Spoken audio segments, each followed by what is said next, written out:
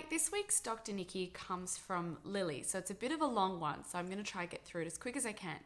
Hi, Dr. Nikki. I have been a silent follower for some time now, and I'm finally finding the courage to message. I'm very happy that you did.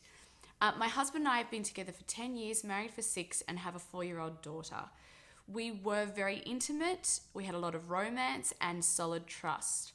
Christmas of 2018, I was contacted by a third party with evidence of my husband attempting to connect.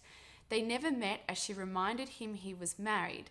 The messages I read from the lady will never leave me, nor will the broken trust or thought of what if. We have come a long way since 2018 and we love each other immensely. The part for me that's missing is the intimacy, struggles to want to have sex and passion in the bedroom. I have spoken with the doctor, but nothing really makes a difference.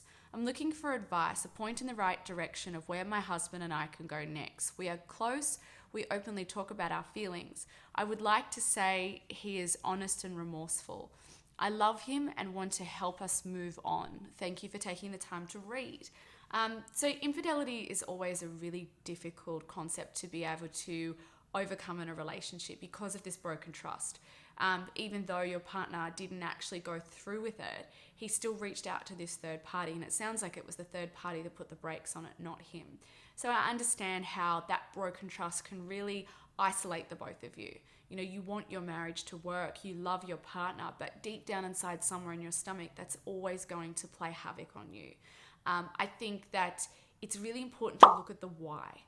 We don't want to stop and understand infidelity because I feel like we're scared of it. We're scared of maybe seeing something or reason of why the person did what they did, or maybe seeing something in ourselves, maybe looking at the part that we played in the scenario. Now, I'm not suggesting that people who get cheated on or are victims of infidelity are necessarily completely responsible for why their partner went somewhere else or had a wandering eye, but there may be a bigger scenario that's at play here. And it's really important to understand what was going on for your partner when he felt the need to reach out to someone else. Was it sexual boredom?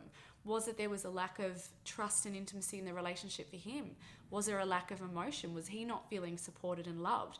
For a lot of people, when they have children, especially women, biologically they are designed and built to look after their young and to provide for them, the same as men.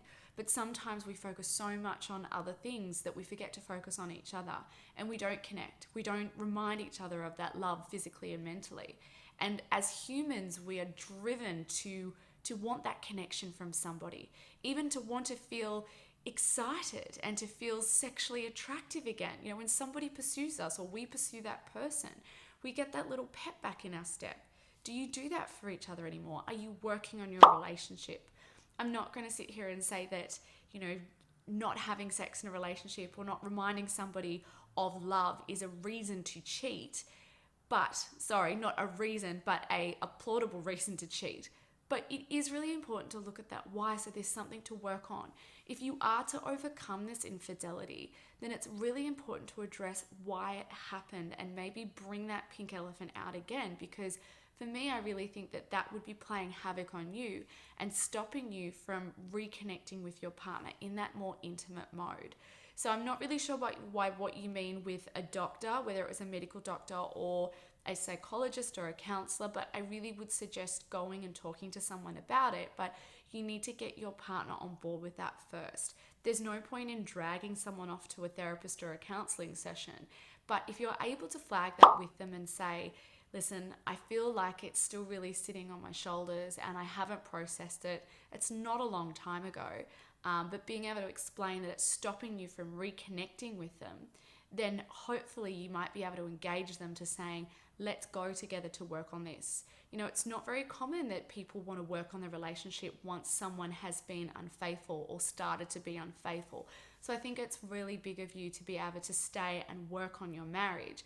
But you also need to get your partner on board with that as well now, because you want to be able to reconnect and not continually have these messages sitting on your mind and pulling you away from your partner, taking you further and further apart. So I wish you all the best, and I really hope this works out for you. Now, if you haven't asked Dr. Nikki a question that you want me to answer, head over to my Facebook page and you can ask me anything. Bye.